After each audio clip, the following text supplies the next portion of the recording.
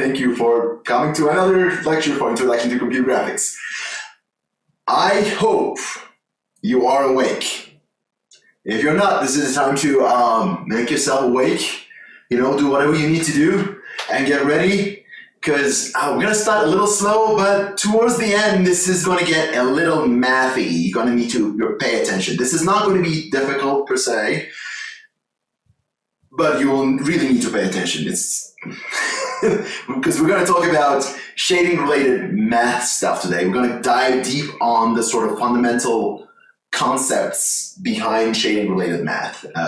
So here's your warning. Try to be awake. All right, this is going to require you to pay some close attention. But we're going to start slow, right?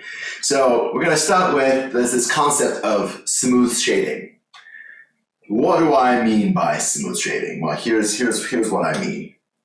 Now, if I'm trying to shade this sphere, I have an implicit sphere. An implicit sphere is just a function that defines a sphere. We can perfectly define a sphere, right? We talked about this when we were talking about surfaces.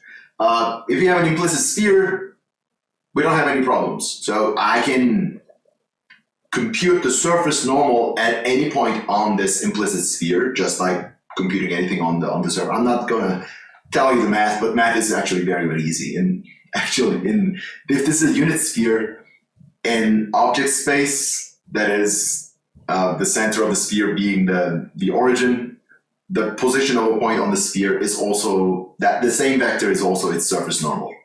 So it's fairly easy. So using that surface normal, I can shade any point on this surface. Not a problem, not at all, right? But this is, we do use implicit spheres for rendering sometimes, but oftentimes what we deal with are not implicit surfaces. Oftentimes what we deal with are polygons, right? Polygonal meshes. Now this one looks like a quad mesh. It's actually a triangular mesh. You just can't see, two triangles form a quad. You just can't see the difference. Nonetheless, doesn't look very smooth, does it? It looks sort of jaggedy because it's a polygonal sphere. So let's see what's going on here. So we're going to talk about how to handle objects like this and get smooth shading. So the simplest thing we can do is what we call flat shading, right? So flat shading is what you see here. And concept is very, very, very, very simple. For each triangle here, I can compute the surface normal of that triangle, right? So if this is made up of a triangular mesh, for every triangle, I can compute the surface normal of that triangle. How do I compute the surface normal of the triangle? There are many ways of doing that, but the simplest thing is take two of the edges and take a cross product. The cross product would give you a vector that's going to be perpendicular to two of the edges, right? And of course, you need to normalize it, so you get a unit vector. And there it is. There's your surface normal, right? There's a normal of a triangle. You can take any two edges, take a cross product of any two edges. Actually, that goes for any two vectors on the same plane as this triangle that are not in the same direction. Like, as long as you pick two vectors that are not in the same direction, the cross product of these two vectors would form a vector in the surface normal direction. Of course, it could be positive or negative. So you kind of need to, if you want to make sure that your surface normal is in the right direction, not in the opposite direction, you kind of need to be more careful about which order you multiply the edge vectors. But other than that, it's fairly simple, right? And then, this is a triangle, and I have the surface normal for a triangle. The entire triangle uses the same surface normal, and what happens is that the entire triangle becomes flat, so we get flat shading, right? That's what you would expect, and that's what you get, and your polygonal mesh looks like this. Not so great, definitely not smooth. So back in the day, Gora came out with this alternative idea to this. He said, you know what? We can get smooth shading like so. If I have a triangular mesh, and if I have a different surface normal defined on each one of my vertices, in this case, I have 3 vertices, so I have 3 vertex normals, n0, n1, n2. Then I can do shading on each one of these vertices separately. Like each one of these vertices have their own individual surface normals, so I can do shading separately on each one of these vertices. And if I do that, I'm going to get a color value. So for this vertex, I'm getting C0.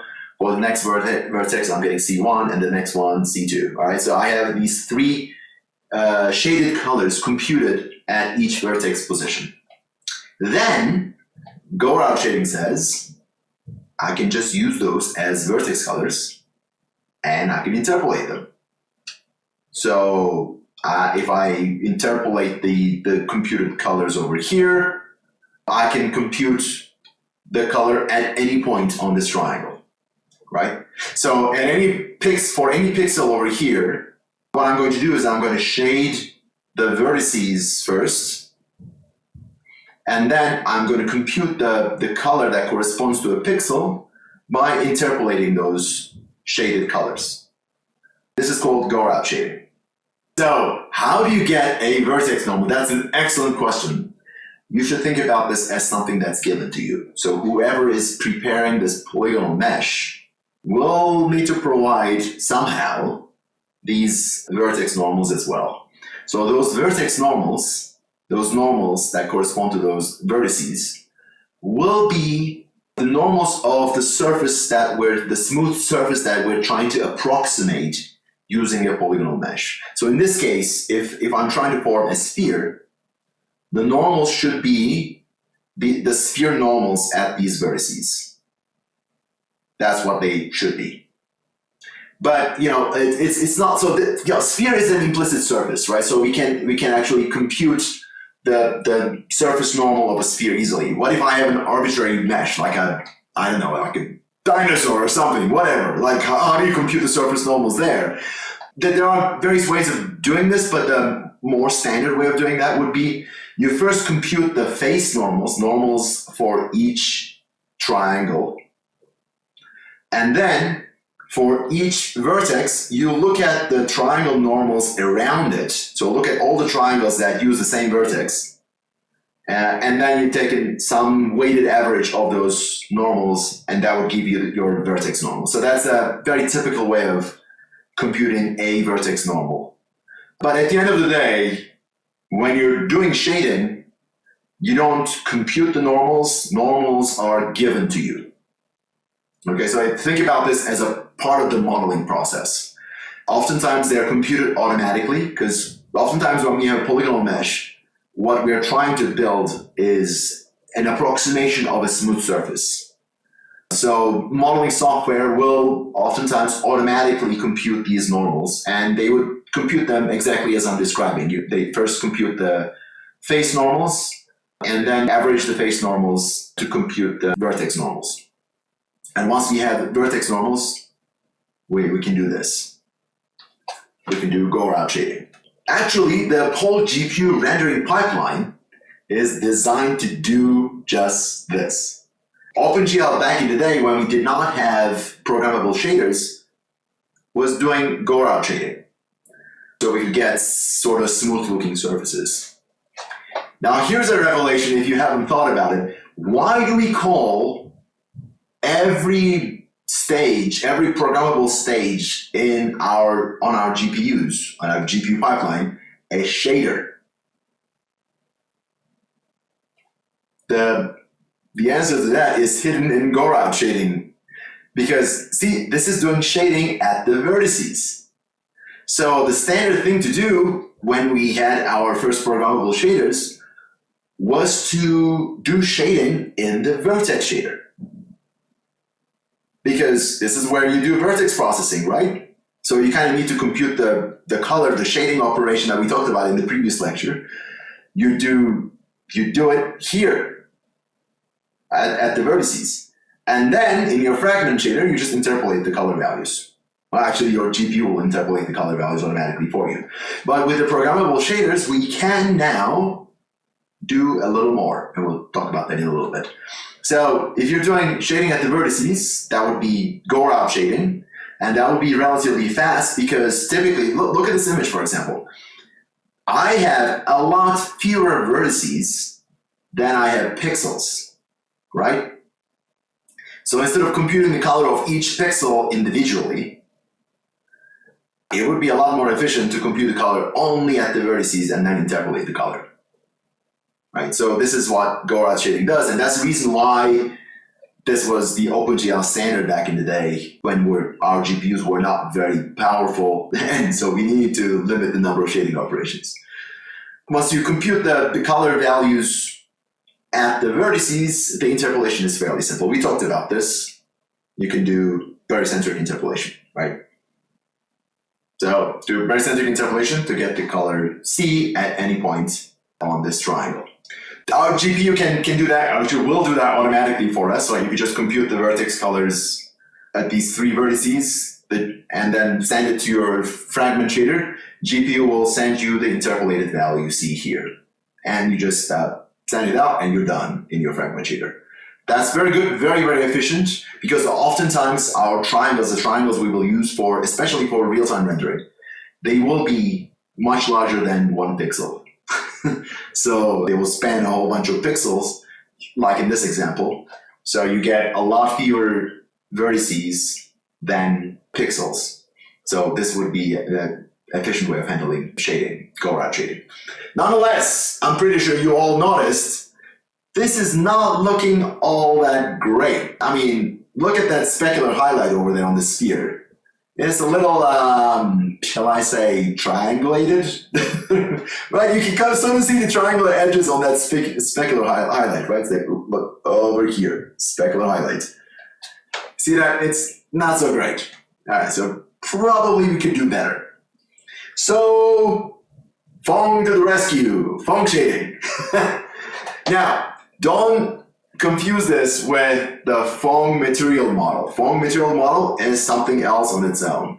Phong shading is a concept of doing smooth shading. Phong did a lot of things, and we give his name for multiple things. So Phong shading is this. So here's how it works. I have a triangle again, and again I have vertex normals defined on the vertices of my triangle. Now, I want to know the color at some point on this triangle. So let's say that I'm doing rendering on the GPU. These vertices pass through my vertex shader, and I got this point in the fragment shader, and I want to compute the color at this point on that triangle. That's where I'm going to do shading. Now, what do I need? I need the surface normal at that point, right? That's what I need. And if I'm not doing flat shading, I can't just compute this normal based on the triangle normal. What I'm going to do with Phong shading concept, with the Phong shading concept, is instead of interpolating the colors computed at the vertices, I am just going to interpolate the surface normals defined at the vertices. So again, this is just barycentric interpolation. Actually, this is fairly easy to do on the GPU. If you just pass your normals from your vertex shader to your fragment shader will get the interpolated normals. You're gonna get this in the fragment shader. So we can just use this, right? We're done. Are we done? There's something missing here. Can you see what's missing here? Huh? Maybe not. Remember, surface normal is supposed to be a unit vector, and this most likely isn't. I mean, yeah, these individual vectors were unit vectors, but unless they were perfectly aligned, barycentric interpolation is not going to give you a unit vector anymore. So this is not going to be a unit vector. So what we need to do is that we need to normalize it.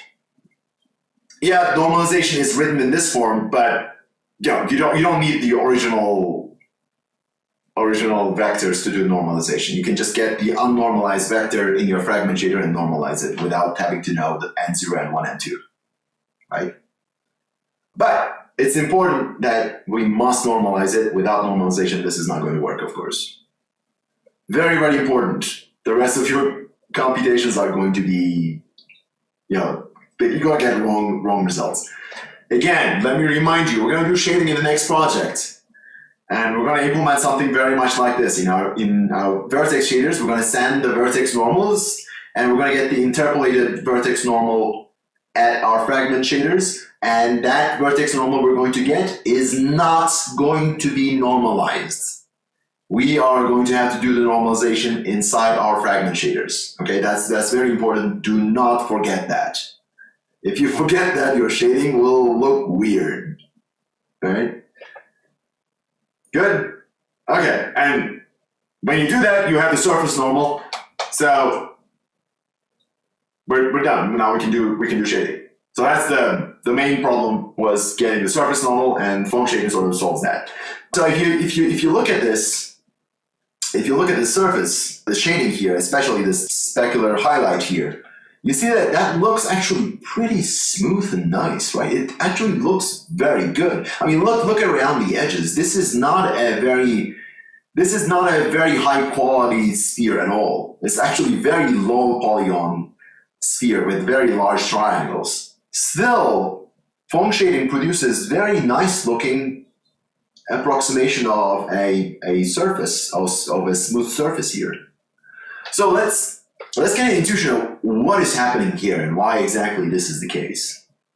I'm going to take just a cross section from this surface. I'm going to just look at this, just one line, one curve around the surface. So let me put it aside. So this is the curve as we see it, but that's not the curve that I'm rendering, right? What I'm rendering is a polygonal mesh. Because it's a polygonal mesh, each one of my triangles, they're flat. So that cross section actually looks like this. This red stuff is what I'm rendering, not this orange nice curve that I would like to render, but that's not what I have, right? I have a polygonal mesh. So the nice thing that's happening here is that since I have these nice vertex normals defined, and presumably these nice vertex normals are aligned with this smooth surface. So it's the normal that I would get on this smooth surface. And in the end, I'm trying to do shading at some point on this triangle, right? Its position is over here, not on the smooth surface up there. It's actually on that triangle. That's where the position is. This is the point that I'm shading. But the surface normal that I'm going to be using is going to be the interpolation of the nearby surface normals. So it's going to be an approximation of this surface normal on the smooth surface, right? So even though the position is not quite right, the surface normal direction is pretty good. In fact, for a sphere, this barycentric interpolation of the surface normal gives you very, very good approximation. I can't remember how accurate it is, but it's actually very, very good for a sphere. For other types of objects, who knows? We don't have a precise definition of what that object is anyway, so maybe you don't care. Nonetheless, you get a smooth looking surface anyway, and that's what's important. And over here, if you look at this image, yeah, I'm actually rendering a polygonal mesh, and it's made out of these flat pieces, but I cannot see it except for the edges, except for the silhouette here. I cannot see it because this nice interpolation of the surface normal sort of hides that artifact from me completely. I cannot notice that at all. It appears like a smooth surface, even though it isn't. All right. So again, let's compare these three modes. Flat shading, everything's flat. Go route shading is just interpolating the colors, and foam shading is interpolating the surface normals, in which case you are doing a separate shading computation for each pixel. So for rendering with on the GPU, using the GPU pipeline, that means that I'm going to be doing shading in the fragment shader, not in the vertex shader. Right? If I'm using Phong shading, I am doing shading in the fragment shader. If I'm using go-route shading, I am doing shading in the vertex shader. This word shading is overloaded here. I understand that, but that's the proper word. So I kind of need to keep using the same word for talking about two very different things. Shader and shading, they're different things, right? So if I'm using go-route shading, if I'm using go-route shading, I'm going to be doing shading in the vertex shader. If I'm using Phong shading, I'm going to be doing shading in the fragment shader. And this does not mean that I'm going to be using the Phong material. I can use the blend material model. I can use any kind of material model. Still going to be Phong shading because I'm interpolating the surface normals. Okay? As you can see, it looks very nice. It actually solves all our problems with the fact that we are using polygonal meshes and our triangles are flat. They don't look flat, except for the silhouette, of course. So we're happy, everything's good, right? And this is how we get smooth looking surfaces in computer graphics, even though we almost never use smooth surfaces. I shouldn't say almost never, except for special cases we don't use smooth surfaces, we just use polygonal meshes. All right, so let's move on to the mathy part of things. Are you ready? If you're not ready, this is the time to wake up. All right. Shading transformations. Now, to be able to do this shading, we kind of need to figure out the transformations to bring everything into the same space so that we can work with these vectors. Now, we talked about shading operations, about the blend material and the Phong material models. In either case, we are dealing with vectors, right? We're doing the dot products of vectors. And those vectors have to be in the same space. Because if they're not in the same space, the dot product of two vectors in two different spaces, what does that mean? There's no, you can't really make any sense of that. So everything has to be in the same space so that this whole concept of the dot product gives you the cosine of the angle between the two vectors. It only works if the vectors are in the same space. All right, so we're gonna have to deal with shading transformations. So let's talk about that just a little bit. Now, I've shown you similar slides before when we were talking about viewing transformations, right? So we said that we have this model or object space where our models are defined, and then we are going to build our scene, which will bring all our objects to the world space. And for that, we're going to use a particular transformation that we call the model transformation. So model transformation will bring our vertices from model space to world space, right? We talked about this. And then what we do is that we transform everything to the view space, view or camera space. And to do that, we get what we have is the view transformation. So model transformation goes from model space to world space. View transformation goes from world space to the view space. Okay? So this is the whole procedure. I'm just going to call it this one model, this one view.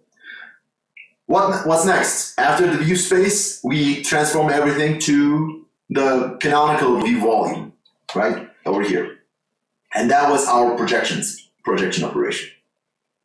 So we start with model transformation, view transformation, and then projection. Of course, we don't have to do these transformations one after the other. We can combine these transformations into a single transformation. For example, instead of doing model transformation and then view transformation, I can just have a combined transformation, just multiply two matrices together, and I can have the model view transformation, right? And I can even combine the projection operation, and I can have this model view projection transformation, right? So this is the stuff that we talked about. This is actually exactly what I'm hoping that you all have implemented in our previous projects. When we were rendering, we computed this model view projection transformation, and we used the model view projection matrix to directly move from the model space all the way to the canonical view volume. Right? So that's what we did for rendering with WebGL. All right, so let's talk about shading transformations. So this was all about rendering. Now, when we're doing shading, we kind of need to, the first thing we need to do is to decide where we're going to do shading. I mean, we have 4 spaces here. We kind of need to pick one to do our shading, right? All our vectors have to be in the same space for us to do shading. So actually, we can do shading in any one of these spaces. That would be fine. Except that this canonical view volume becomes a little tricky. The reason why it gets tricky is that it's because of this projection. If this projection involves perspective transformation, things are going to be skewed a little bit, right? Because of this perspective transformation, things are going to be in this space. Everything's going to be deformed a little bit. So the angle between vertices in this space is not going to be the same angle in these other spaces, because everything is sort of deformed in this with this perspective deformation here, if I'm using perspective projection. So you know what? Let's get rid of this. All right. So that's we don't want to mess with the canonical view volume when we're doing shading. But these 3 spaces, they're fine. I can do shading in any one of these spaces.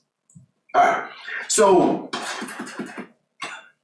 that brings me, I can, this is my model. I have everything in my model. My surface normals are defined in model space, and I can bring them all the way to view space easily, or I can bring them to the model space if I want to. What else do I need? I need the light direction, right? And where is that defined? Well, oftentimes my light directions will be defined in the world space, or sometimes they're defined in the model space of the light source. If I have a light source object, that could be the model space of the light source, but I can transform them to the world space easily if I want to. So you can assume that it's in the world space. That's a very reasonable assumption. So it kind of makes sense to do shading in the world space, because it's a unified space for everything in my scene, right? Another space where it would make sense would be the view space, because everything will eventually come to the view space to be processed. So we're already going through the view space, so we might as well use that. But when you think about it, there isn't too much of a difference in terms of which space to use, view space or the world space. Even model space is fine. I just need to know the inverse transformation. So I can take this light direction and have the inverse transformation from world space to model space to transform it to the model space. And I can do that, and all is fine. But oftentimes, I'm going to prefer the view space for doing shading. This is not written in stone. You can definitely do shading in any one of these spaces. It will be okay. All that's important is that all of the vectors that you're using for shading, they all have to be in the same space. And it doesn't matter what space that is. You can have them in whatever space you like, as long as they're in the same space. The equations that we looked at last time, all of those equations will be valid, as long as all of my vectors are in the same space. So we just need to pick one and go with it. And I'm telling you, all of these 3 are viable spaces. I could come up with a 4th one, imaginary. I could call it my shading space and transform everything to that shading space and do that. I mean, there's no reason why I would do that, but it's definitely a possibility. So a typical thing to do is to do all of this in the view space, because that would sometimes, that will give you slightly better numerical precision. This is not a very strong argument in most cases, but in some cases that actually makes a difference. So view space is more or less a standard, I would say, for doing shading operations. And this is the space that I would recommend that you do shading. But again, you don't have to. Mathematically, all of these spaces and anything else would be just fine, right? All you need to make sure is that everything is defined in the same space. Now, if my light directions are defined in the world space, let's say I have a direction of light, I know its direction, it is this, it's given to me already. I can take that direction in the world space and using the view transformation, and I can bring it to my view space, right? Or alternatively, my direction might be defined in the view space to begin with. My light direction might be defined in the view space to begin with. What does that mean? If my light direction is defined in the view space, that means my light source, or my light direction in this case, is sort of attached to my camera, right? Because it's defined in the view space, that means as I move my camera around, it's going to move around with my camera. I'm telling you this specifically because this is exactly what's going to happen in our next project. In our next project, the light direction that will be given to you will be given in the view space. Right, so we won't have to worry about this transformation. The light direction will already be in the view space. All good? All right. So you know what? We're going to do everything in the view space. Let's assume that we're doing shading in the view space, even though these other spaces will be valid as well. So what do we need to do? Then for any position that's defined in model space, I need to transform it to the view space as well. That means I need the model view matrix, or model and view matrices separately, or just the model view matrix, so I can transform those positions to positions in view space. Okay? Very, very important. We will use the model view space. Now, in our previous project, we did not need the model view space, model view transformation. We needed model view projection transformation. We needed the combined transformation that brings everything all the way to the canonical view volume. Now we will need this model view transformation separately because this is where we're going to stop to do our shading. For transforming our positions all the way from model space to the canonical view volume, I can do two hops, like go from model space to view space and then add projection to go to the canonical view volume. Or I can directly go from model space all the way to canonical view volume and go from model space all the way to the view space separately. And that's exactly what I would recommend that you do for the next project. So you always start with the model space vector, you directly transform it to wherever you would like that vector to go to. And that vector will have to go to two places. The rasterizer will require you to specify the position in the canonical view volume. So we're going to need the model view projection matrix for that. But for doing shading, our fragment shader that we're writing will need the positions in the view space. So we'll need to do the model view transformation as well. Okay, so for that, we will need the model view matrix.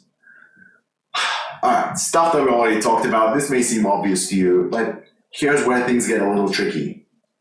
Things get a little tricky when we start thinking about the surface normal that's defined in our model space. And you might think, oh, I can just use the model view matrix to transform this vector over here, and that would be fine, and that could be fine under certain cases, but not always. Let's say that M is our model view matrix. M is not the model matrix, M is the model view matrix. So M is the model view transformation that brings a vector from model space all the way to view space. Do we need to normalize the vector again? Yes, after you do transformation, depending on the types of transformation, your vector may or may not be a normal vector still. It really depends on the transformation. If this transformation involves any kind of scale, then your vector lengths are going to be different. Also translation, but there are ways to handle translation. We'll talk about that in just a little bit. So, our problem, shading transformation problem. We take model space vectors and we move them to view space. So for positions, that's fairly easy to do. I take position, multiply by my transformation matrix M, and get my camera space position. In this case, M is the model view transformation matrix. All right. So, but what do I do with my normals? Can I do the same thing? Can I not do the same thing? What happens if I do the same thing? Let's talk about that. So now this time we're going this way. From model space to view space. So for positions, it's fine. If I have a sphere that's defined in model space, I can just transform it in view space, and I can apply any kind of transformation, even transformation that involves non-uniform scale, and that's fine. This transformation is going to bring everything there. But when I have vertex normals defined, now here's the tricky part. Here's the part I need you to pay attention. I have my vertex normals defined in my model space. I can transform them to my view space. And if this is just including rotation and stuff, it's fine. Rotations are okay. But if this transformation involves any kind of non-uniform scale, here's what happens. Are you paying attention? Now look at these normals and how they will deform. You see, they are deforming like this, like you would expect. I've squished everything down, right? So these normals are squished down too. And this one is fine. That one is fine. This one, oh, this is not normal to the surface anymore. You see that this vector is no longer perpendicular to the surface. This is no longer the surface normal. And just because I applied non-uniform scale. Now, I'm just gonna show you the original vertex normals before this transformation on this surface. So if I did not transform, if I just ignore the scale, non-uniform scale, this is what my surface normals looked like. But after the transformation, this is what they look like. So, and it kind of looks like they deformed in the wrong direction, right? My surface is getting flatter, so I would expect these surface normals to go this way, right? But instead, they're going in the opposite way. So from here, they went this way. But actually, what I expected them to do is from this way, I want them to rotate in the opposite way. And turns out, okay, yeah, maybe you're freaking out about the length of these vectors. Don't worry about it. We're going to normalize them, right? So their directions are what's important. Their magnitudes are not important at all. This is what I want. So it looks like what I need is the inverse of my non-uniform scale. So I need to apply the inverse of my non-uniform scale to my surface normals. Rotations are fine, but somehow I need to apply the inverse of my surface normals, of my transformation to my surface normals. So I'm hoping that you all are satisfied with this explanation and you're happy to apply the inverse of the surface normal. But for those skeptics around you, among you, I'm hoping that there are skeptics among you. We need you guys. Don't lose your skepticism. Don't believe me because I told you that inverse of the scale transformation, non-uniform scale will just give us what we need. We know that regular scale is not what we need, but we're not sure that the inverse of that is exactly what we need. We know that we kind of need to do something like the opposite of that, but you know what? I'm going to show you that we actually need the inverse. That inverse is going to be the right solution, right? So let's do this. All right.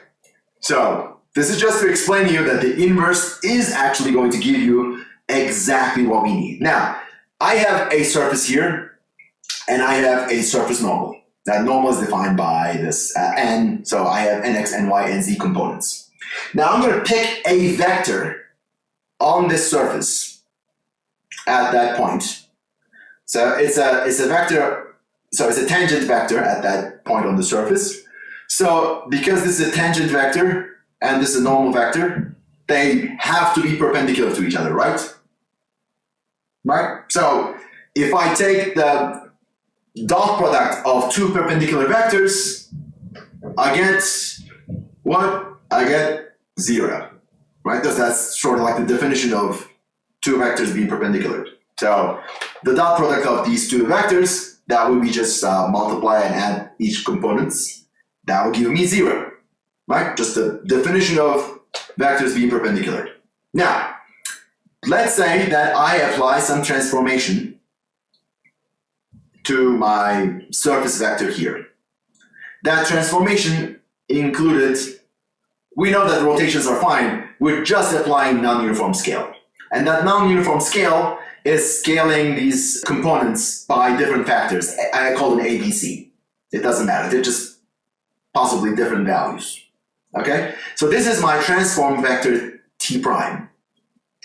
And I'm telling you that if I apply the inverse of this transformation, inverse of this scale, to my surface normal, I'm going to get the right result. So if I apply the inverse of this is the vector that I'm going to be getting, right? I'm just dividing by the same scaling factors instead of multiplying by them.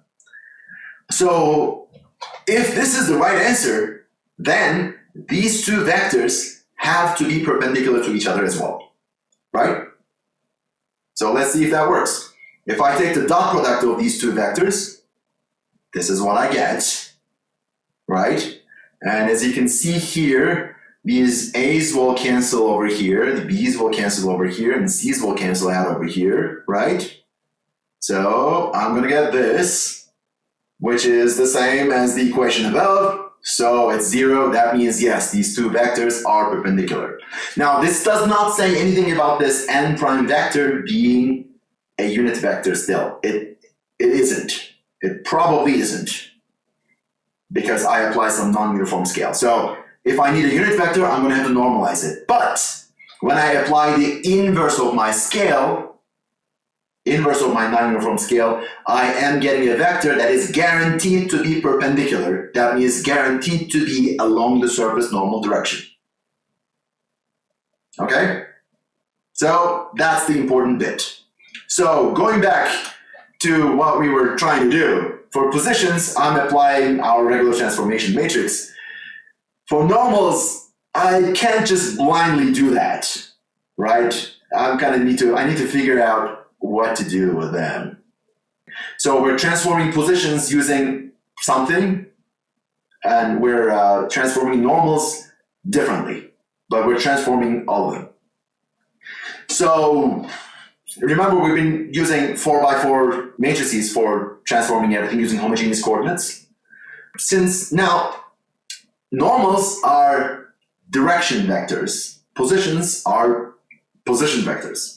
So with position vectors, remember we were using 1 down here. For directions, we talked about this where we were going to use 0.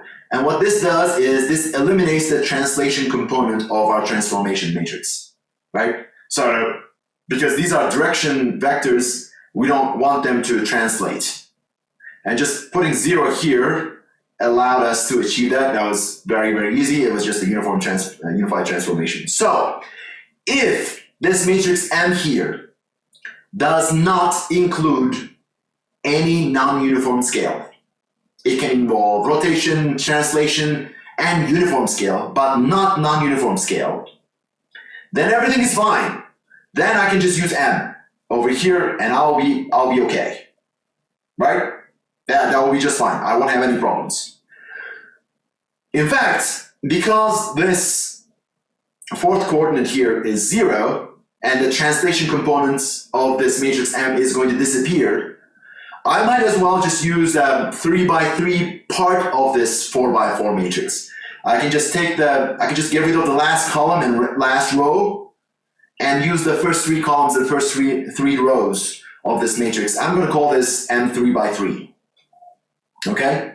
I can just use the M3x3, and in that case, I don't need the fourth coordinate here, obviously. I can just use it as a 3D vector, right? So I can transform my surface normals like this if my transformation here does not include any non-uniform scale. If there's any non-uniform scale, you know these normals are going to be deforming in the wrong direction. In which case, I'm going to have to use some other matrix. And this matrix is going to be a 3x3 matrix because I'm not going to have translation. Okay, I don't need translation. This is a direction vector.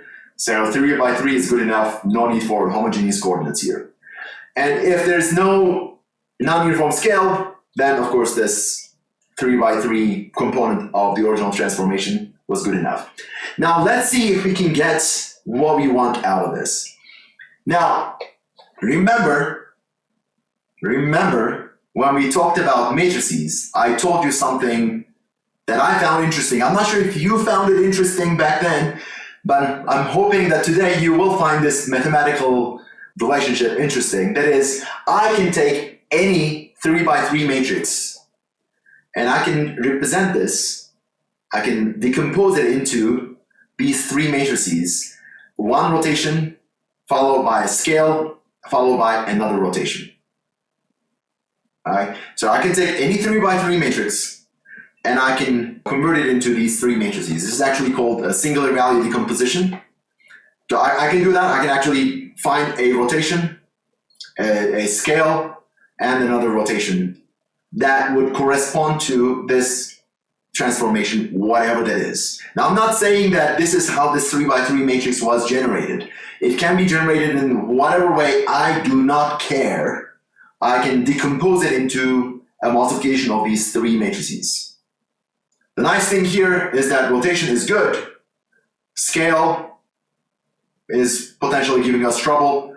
The other rotation is good too. So what I want for my normals, my normal transformation, what I want is this guy. I want the same rotation followed by the inverse of my scale, because my scale may be non-uniform, followed by the same rotation. So this is what I want. This is what I've got. All right, that's the problem that we're going to solve. Are you ready? This is going to be fun. All right. So how do I start with this matrix and I get this one? Very easy. If I do singular value decomposition and I get these three matrices, it's trivial to invert a scale matrix. You just have, it's a diagonal matrix, right? Only have diagonal values.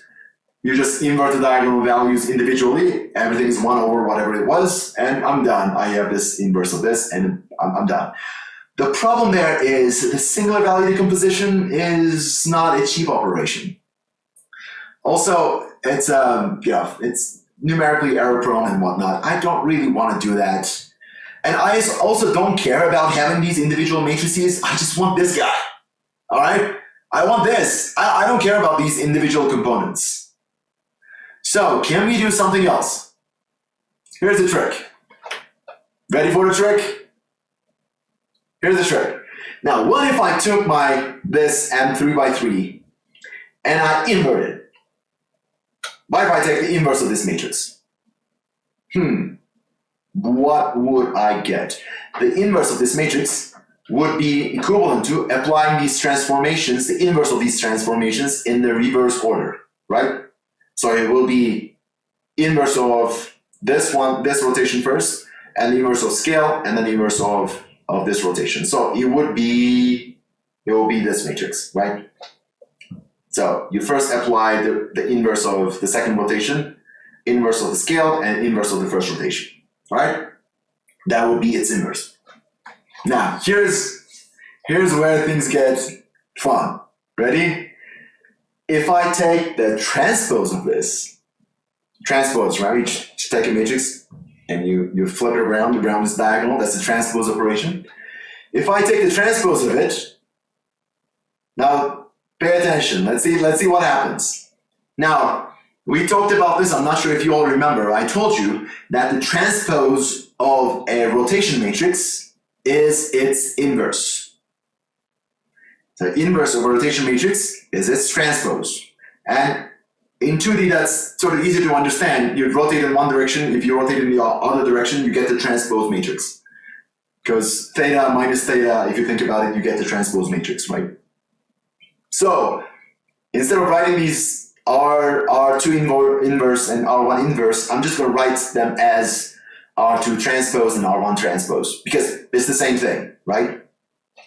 So, transpose of a transpose is the original original matrix, right? So if I apply transpose twice on a matrix, I get the original matrix. So I'll cancel out. So if I apply transpose to this, I'm going to do it in pieces. So of course they're going to swap order because of the transpose operation. So this comes, R2 comes out of transpose by having its transpose removed. So R2 transpose will be R2. And over here, they're gonna swap places as well. And R1 transpose will be R1 itself. So what I'm left with is this guy.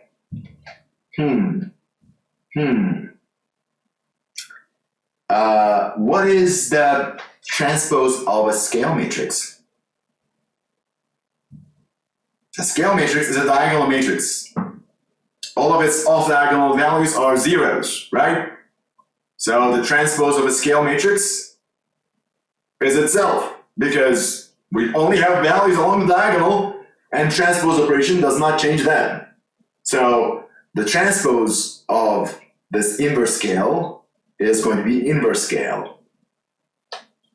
So what happened here? What did I get? You see?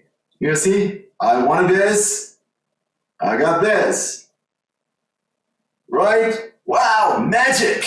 And all of a sudden, I have what I want. So apparently, what I wanted was this. I wanted the inverse transpose of the 3x3 component of my transformation. My part of my transformation that did not include translation. That's all I needed. So I apply this to my normals, and I'm done. So I could just tell you, there's magic, you just do this and it works. But instead, I decided to actually explain why this works. And all this is doing is that it's, all of this is doing is inverse transpose is keeping the rotations exactly as they are, and it's only inverting the scale component of the transformation, right? So that's where the magic is with this inverse transpose operation. So this is what we're going to do for transforming our normals. And when you apply the inverse transpose of your transformation matrix, the 3x3 component of your transformation matrix, it's safe to transform your normals even when you have non-uniform scale in your transformation. You're going to get the right transformations. You're going to get the right normals in your view space, or whichever space you're transforming them into, and everything will work out just fine, and then you can do shading. So from this M matrix is a 4x4 matrix, right? So I'm just going to use the first 3 columns and first 3 rows. I'm going to eliminate the last column that involves the translation component, and I'm going to get rid of the last row, which does nothing. It's just made up of zeros anyway. For regular transformations, right? So I'm going to get rid of the last row and the last column. That will give me the 3x3 components of my transformation, and I'm going to do the inverse transpose here. Right. So this is exactly what we're going to do for transforming our normals, and once we transform our normals, we have everything we need to do shading. Or do we? What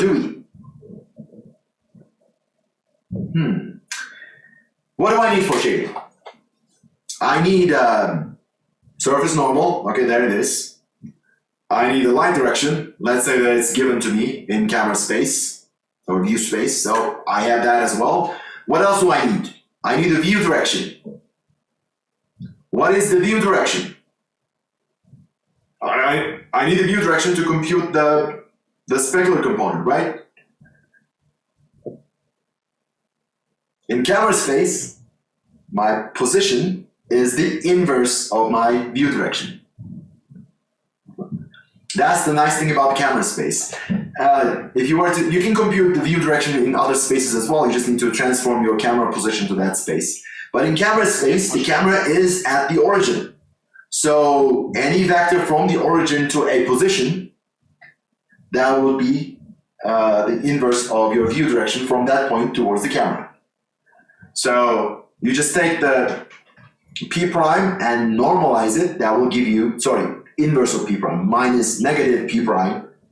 Normalized, that will give you the v direction. All right, so this is what I plan to talk about for today. Brain hurts. Yeah, so today was a little more mathy than usual, but this was not very complicated math. It was just matrices and vectors. Next time we're going to talk about integrals. Next time is going to be more fun. It's going to be more math, but we're going to talk about things at a higher level instead of talking about them at a lower level like this. So probably it's going to be a little bit less painful, even though we're going to be using more advanced math next time. All right, we're just out of time now, so we can end it here. Thank you all for coming in. I'll see you all next time. Thank you. Bye.